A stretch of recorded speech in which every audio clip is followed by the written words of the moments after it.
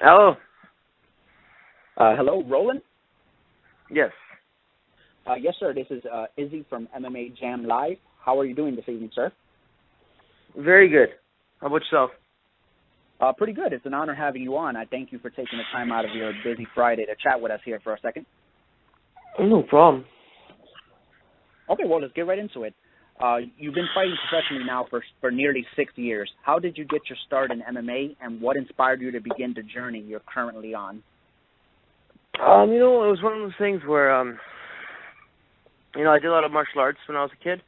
Well, I did a lot of judo. I was really into judo, and, I was I was fighting a lot when I was a kid. I had a lot of pent-up aggression, and my parents wanted to put me in something that channeled my aggression in a positive way.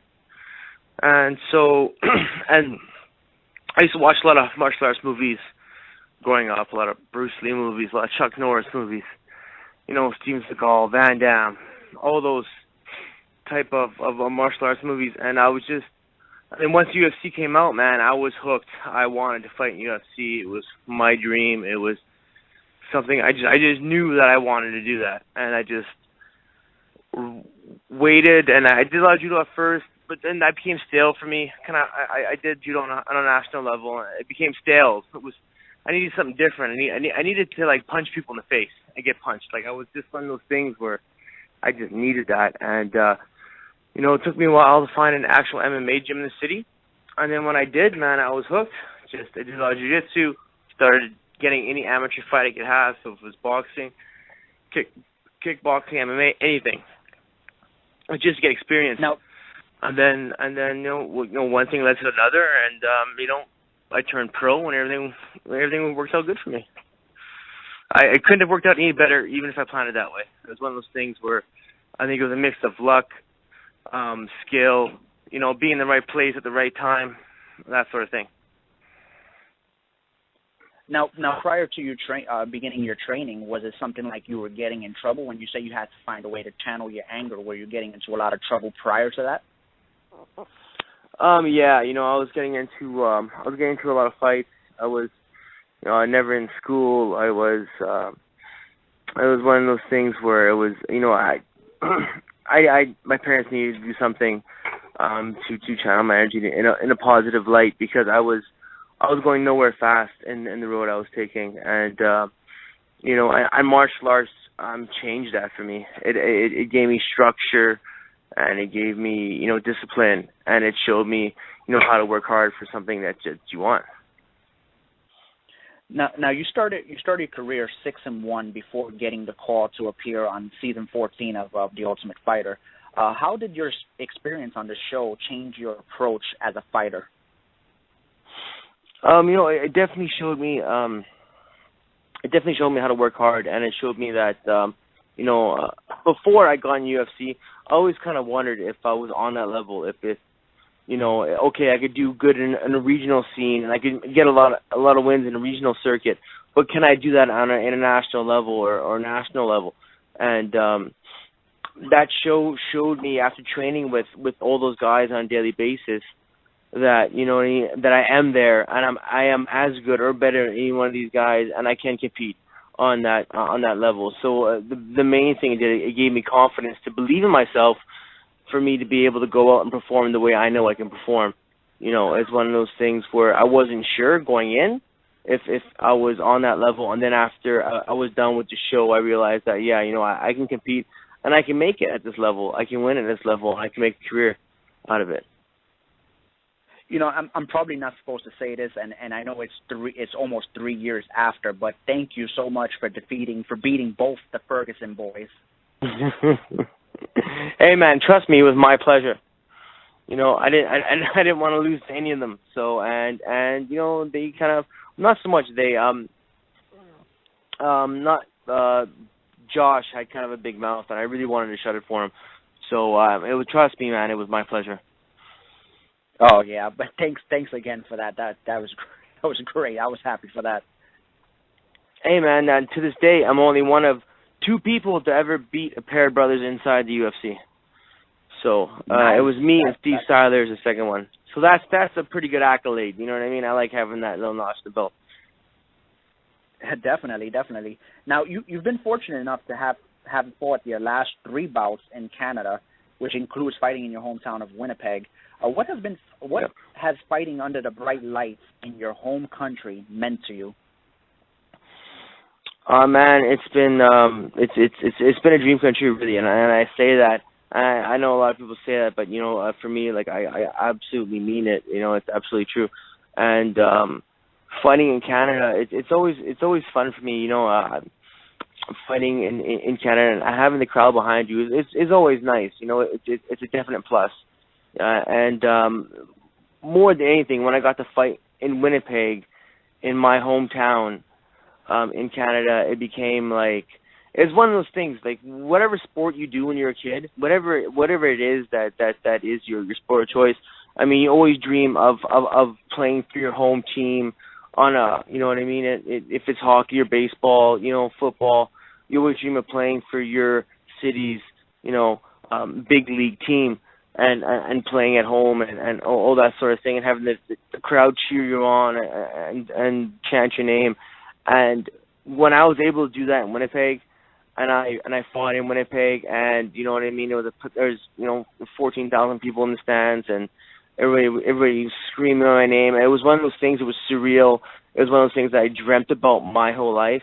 I never really thinking it was ever going to happen, but I mean, it was a definite goal of mine, and to be able to fight in the first UFC in Winnipeg in front of a hometown crowd, and when that was a dream come true. Everything else comes second to that now.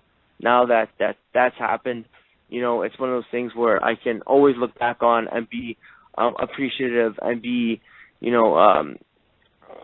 and be inspired and just be, it's one of those things that you can never take that away from me. I'll always have that, and I can't thank the UFC enough for being able to help me achieve my dream and achieve something that I've worked so hard to get. I've been working years and years of this and training for years for that one moment, for that 15 minutes. I've trained my whole life for that 15 minutes, and to be able to finally get it, it was definitely amazing. So, I mean, fighting in Canada is always awesome, and it's always great, but fighting in my hometown was like the pinnacle of that. Was like the best it could ever have gotten, and that's one thing that I'll never forget. Well, there's certain moments, and I try to, I have a very good memory, so I remember that moment vividly. When you fought Edwin Figueroa at the event, it was UFC 161. For those of you guys out there that don't remember, it was at UFC 161 on June 15th of last year. When your name was announced, as you were announced as the winner, I remember hearing just a loud ovation. But that was just on TV, and it's never done justice when you're listening on TV. I bet the reaction, though live, was just completely overwhelming. Oh man, honestly, in the first round, I was on top and I was elbowing in the face, and I could hear the crowd chanting my name, and I literally took a second and just stopped and listened, and that second felt like an eternity to me. It felt like so long. But yeah, it was only probably like a second, and then I remembered, oh yeah, I'm fighting somebody. I gotta kind of stay busy here, so I kept elbowing him in the face. But it was one of those things where, even after the fight, when my hand got raised, and they declared me the winner, and the crowd went crazy. It was definitely and it was one of those moments that it was hard to enjoy it while you're doing it because you're in the middle of a fight, and you know what I mean. You got to stay, focused and whatnot. But after the fight, when everything was said and done, and they raised my hand, and I heard the crowd go crazy, it was it felt like years of hard work, it paid off. It must have been a completely emotional thing for you, I bet. I mean, just having 14, as you mentioned, 14,000 people just screaming your name. It must have been one of the most emotional experiences you've been through as a professional. Oh, as an athlete, for sure. It's one of those things where, you're so happy and you're so elated, and I was so exhausted too after that fight, and I remember thinking just being completely just exhausted and just happy, and just it was one of those things where your emotions are so all over the place. It's your highs and your lows, and you're so happy and you're so excited and you're so Yeah, you want to laugh, you want to cry, you want to, like it's those things, all these mixed emotions, and you don't even know what to do. Like I didn't even know what to do with myself. I didn't even know what. I was in a, it was a moment of pure ecstasy. It was one of those things where, I just felt so good, and to be able to get that W in front of my hometown was like. It was like I might say it's la, but yeah, definitely a dream come true. Especially to fight in my hometown, and then get the win. That's like, man, that's cake with a cherry on top.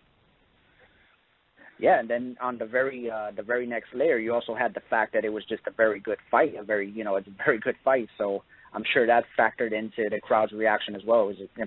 I can't say this enough. It was a very good fight.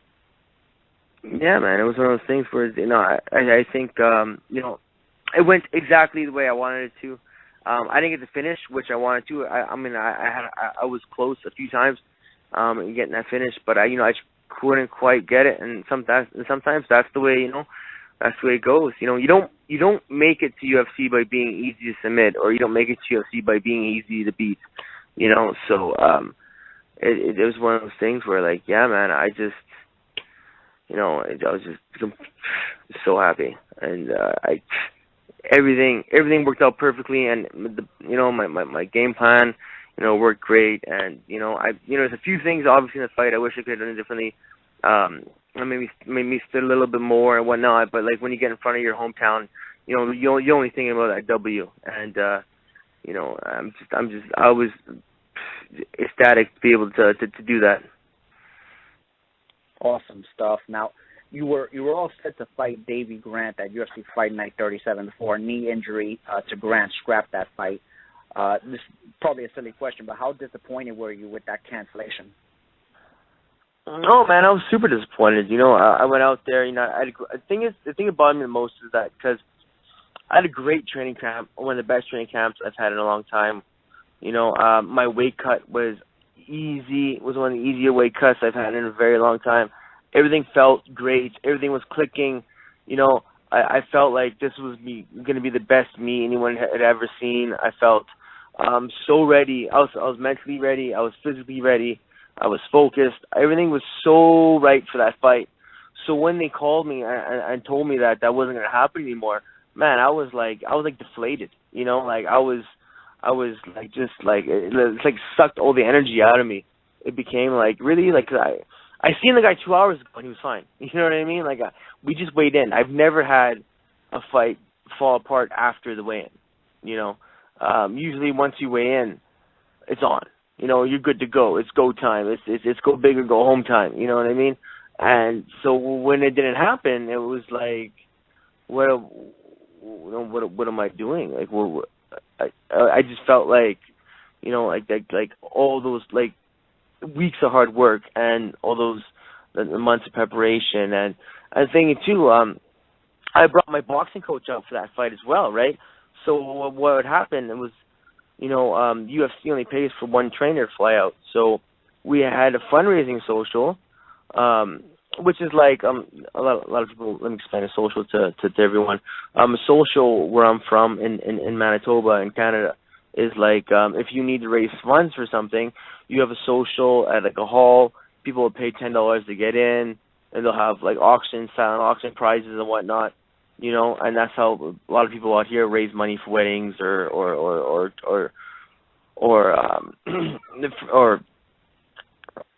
anything really, like if it's weddings, or if it's I'm looking for a certain word here. If it's Jesus, why can't I? Okay, it's just not coming to me now. But if it's one of those things where if you want to raise money for anything, that's like reasonable. Not raise money for to go on vacation or something. But if it's something for like a wedding or something around that, you can have a party at a hall, pay and have people charge $10 a ticket, and then have silent auction prizes and 50-50s and do all that sort of thing. So I threw a party to get my coach out, and a whole bunch of people showed up, and they were great, and they were awesome, and they supported me and my coach to get out of that fight in London. So when the fight fell apart, I felt bad for them, because it became like, well, I just I had a whole bunch of people come and donate money to me and my team to get my boxing coach out there, and now the fight fell through. You know, so now it was like I let them down without even letting them down. Like I didn't even get a chance to fight. So it became like I felt bad for them because they believed in me and then helped me get my boxing coach out there, and then it fell apart and it became like, well, I'm sorry guys. Like I didn't know. Obviously, I didn't foresee this happening. There's no way I could have known this was going to happen, but I still felt bad because they went out of their way to help me. You know what I mean? And then I didn't even get to fight, and I didn't even get the chance. You know. Well, it's very unfortunate that happened, but I'm glad you shared that, because I think as a fan, when you're outside looking in, you see, okay, yeah, the fight fell through, and you see that sometimes, most of the time, the UFC gives you, some, your show money, perhaps even your win money, but I don't think they see everything that goes into it, especially if you're going to a different country, you fly out there, you fly one coach out there. I don't think people understand the gist of it, and I'm glad you shared that with us, because it's so much more than just missing out on a payday that people don't see. Well, that's just it. Especially for me, and the feeling I had, it was more than just, obviously I want to fight and I love to fight, but it was like I felt like I got robbed of all my training partners and supporters, and you know what I mean. I felt like I almost robbed them of their money because they had me. They helped me get there, and then I wasn't able to showcase my skills and showcase what I can do for them. As a reward for that, and I just felt like, and that made me feel worse than actually missing the fight, because I felt like I let them down, I can't imagine that feeling, but on a more positive note, you're all set to fight promotional newcomer Michinori Tanaka at UFC 174 on June 14th. How are preparations going for that bout? Hey man, things are going good. I'm in the gym. I'm working hard every day. Of course, I'm still quite a ways away, so I'm not overtraining right now. But I'm it's nice to be able to get a fight way ahead of time, because now this is the time where I work on my skills. This is the time where I sharpen my skills. The time where I'm far out of a fight and I can work on certain things without being horribly exhausted every day, right? Without being hurt, sore. You know what I mean? Training constantly every day, day in, day out. I can take the time. I can work on certain things I need to work on, and sharpen those skills before getting into my training camp. So this is my favorite time right now. This is the time where I get to, you know what I mean? Work on all my weaknesses, work on things that maybe I won't get a chance to work on in my training camp, because I'll be, you know what I mean, focusing on certain aspects and just on my cardio and conditioning and getting in shape and whatnot. So I love knowing who I'm going to fight way ahead of time, and it just and especially for the UFC, that just gives them a better product. You give me time and notice and a person to fight, and that just gives me a chance to get in the best shape possible, to be the most skilled Roland Delorme that you've ever seen, and it's good for them because it gives them a good product. They come out and you see me the best I've ever been, and I go out there and destroy somebody. Then that just helps their promotion look better. So it's one of those things where I love getting fights way ahead of time, and I just want to go out there and train as hard as I can to go out there and perform as the best as to my abilities. Now, I don't know, maybe you've realized it, but in case you haven't, your fight is actually on the 1-year anniversary of the biggest win of your career, the most meaningful, as a matter of fact. You're fighting on June 14th, and that's the damn near 1-year anniversary of your victory over Edwin Figueroa. I'm not sure if you knew that or not. No, I didn't, actually. I didn't really think about it, but that's cool. I like that. And I get to fight in Canada, so that's nice.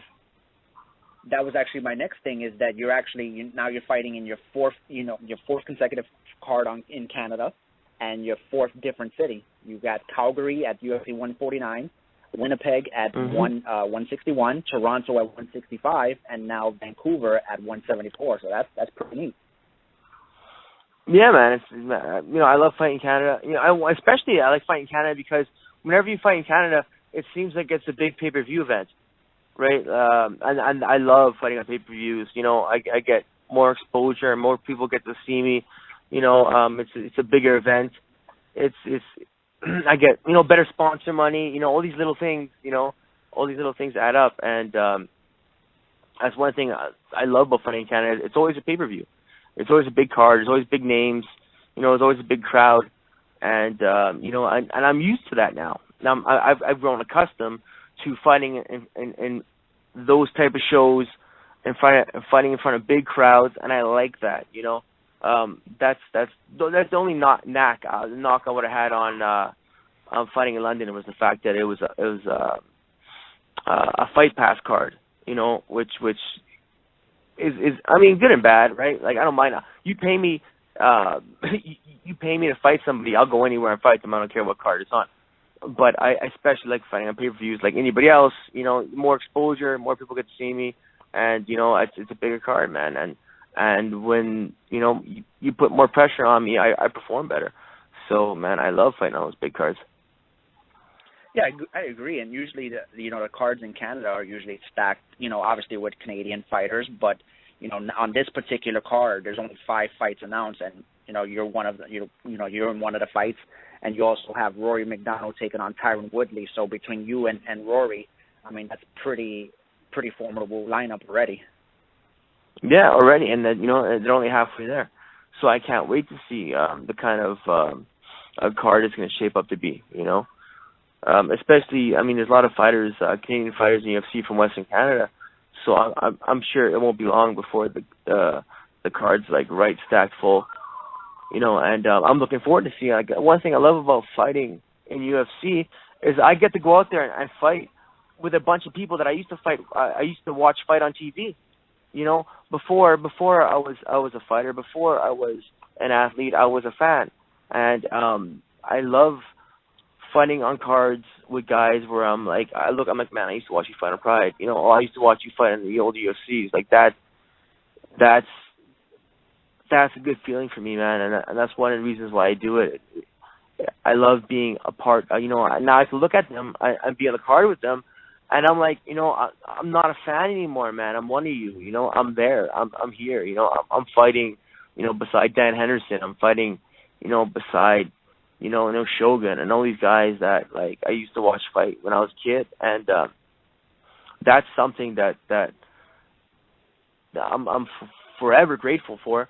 And it keeps it interesting for me. It keeps it fresh. It keeps. I love going out and meeting these guys and these people, and they're all so humble and they're also down to earth. And that's one thing about, I think, MMA that's different from a lot of other sports is that, you know what I mean. All the athletes are just like regular people. You talk to them, they're good shit. They're happy to talk to you. They want to take pictures. You know, you don't get that so much in other sports, and I think that's why MMA has grown so big so fast. Is that you go to MMA, you go to MMA expos and stuff like that, and all the guys are down to earth, happy to talk to you, walking in the crowd. Like I'll fight in one night, and then I'll be in the crowd drinking beer, 20 minutes later, and you don't get that in NFL games or hockey games or basketball games, and I think that's a big reason why MMA has grown exponentially to the size that it's been, and that's one of the reasons why I love being backstage and fighting with these guys, and it's a dream come true, and it's one of those things where I can tell people, hey man, like if you want something, go out there and get it. If you want something bad enough and you're willing to work hard for it, that can happen.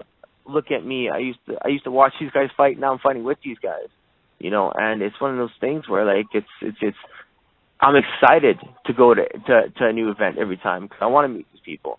I'm as much as a fan as I am a fighter, So basically what you said, and one time we had a fighter that's going to appear on this season of Ultimate Fighter, season 19. One of the quotes he mentioned was, "Work until your idols become your rivals." And that's basically what you said, is that you at first you're starstruck, you're like, man, but now they're your peers pretty much. So I think it really, basically the guy who I'm talking about is Mike King. He's going to appear on season 19 of Tough, and that's basically what he said, and that's exactly what you described, in my opinion.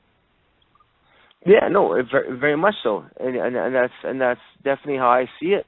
You know, and a lot of guys that I used to fight, that I used to watch fight at bantamweight way back in the day, who are in the UFC now. Like I used, man, I used to watch you guys fight, 10 years ago. And now I'm with you. Now you're a competitor against me. So I can't, when I look at you, I can't look at you with that oh my God, you're so awesome. I used to watch you fight.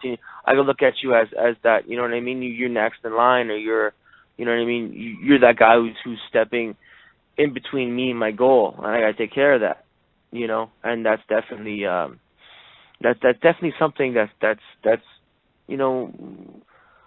don't want to, not new to me, but it's definitely something that I recognize now, and that I see, and that I find is like the reason for me to work hard.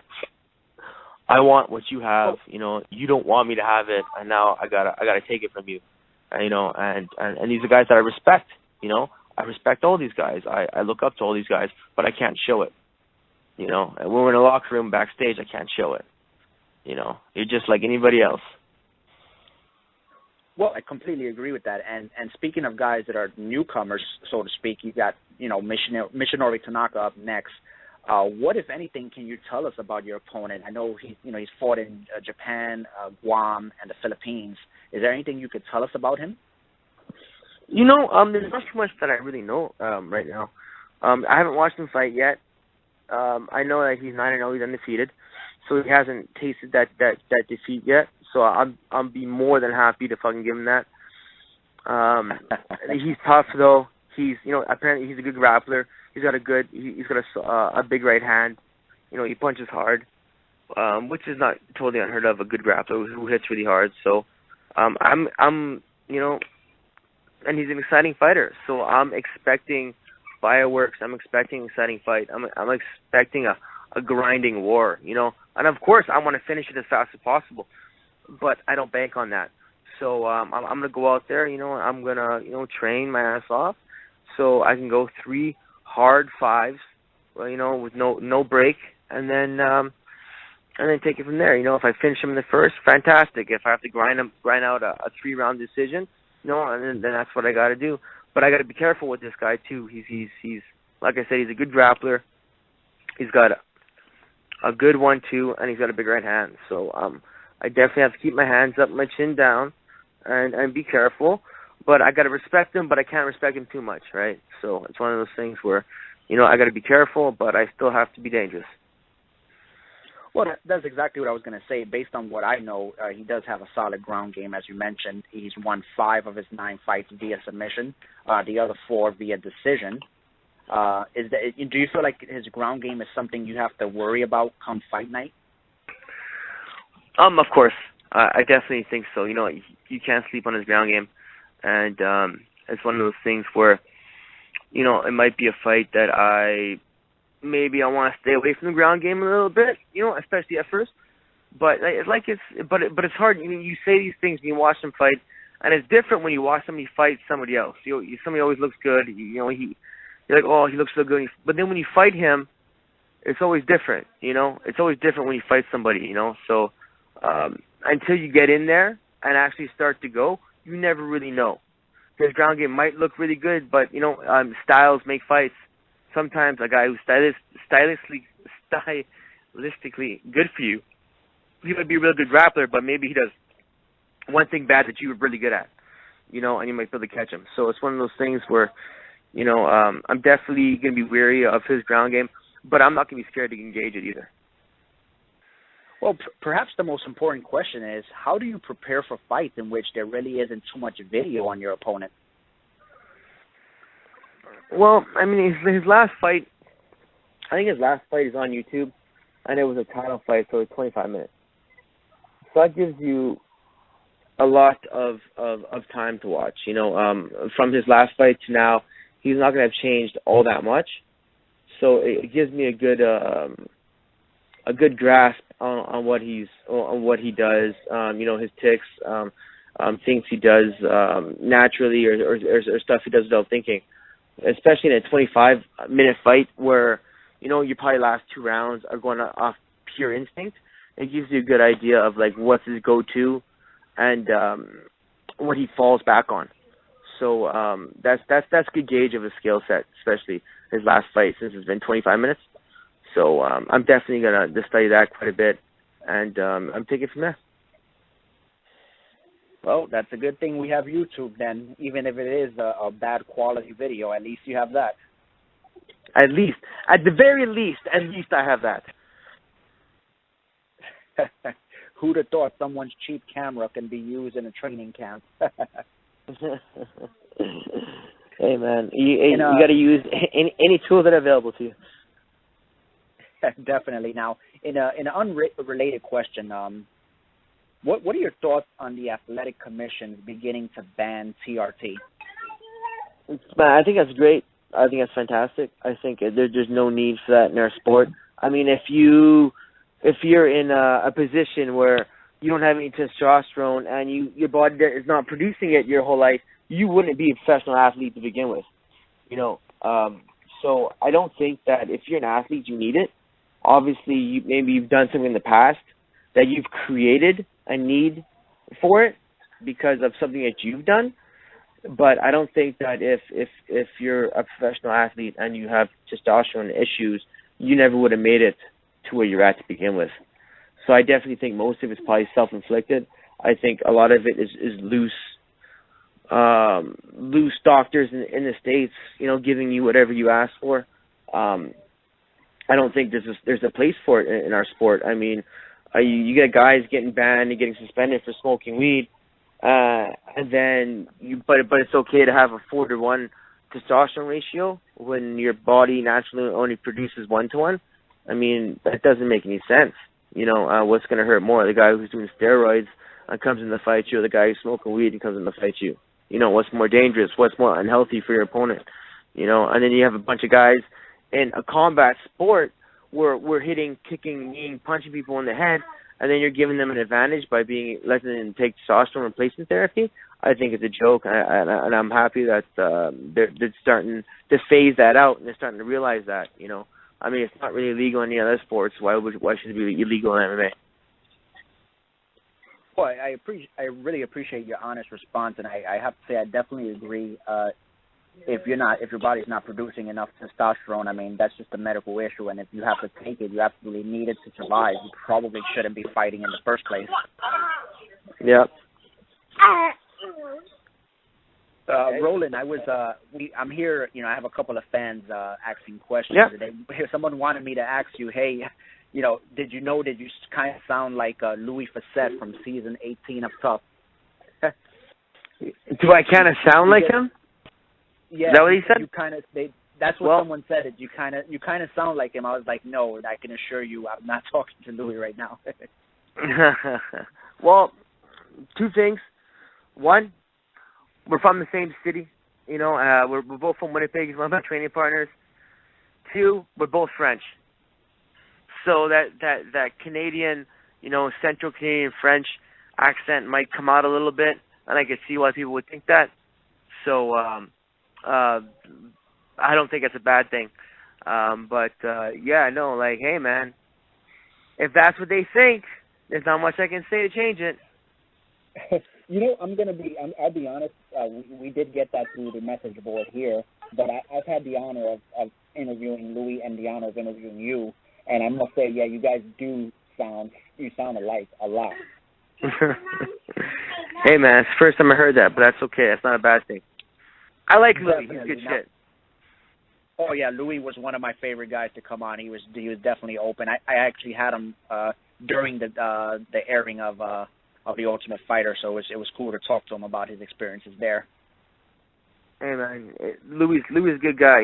He earned every minute of that he on that show. It's unfortunate things didn't go his way a little bit more, but Louis is a young kid and he'll be back. I guarantee you that. Definitely. Before we let you go, Roland, where can we find you on Twitter and or Facebook? Hey man, you can check me out on Facebook, Roland Delorme. I got a fan page too. You can hit that up. I'm on Twitter. It's gonna be Roland Delorme UFC, and also on Instagram. Check out my Instagram. It's Rolly204. And yeah, man, you guys get at me, send me messages, and I will respond and get back to you. So anything you guys want to know, anything you guys want to ask, let me know. I will get back to you. Definitely, and I really appreciate it. Again, I know we took up a little longer than half an hour, but I thank you so much for taking the time out of your Friday to chat with us. Oh, man, no problem. Yeah, no, it's been absolutely no problem. You know, I enjoyed every minute of this. So, I mean, whenever, if it's a half hour, 45 minutes, an hour, it don't matter to me, man. I enjoy talking to you. Definitely, it's a tremendous honor, and best of luck on June 14th, and pick up another victory in your home country. I'm sure your fans want that to happen, and we definitely support you here on the show. All right, thanks, brother. Take care of yourself. Have a good weekend. You too, man.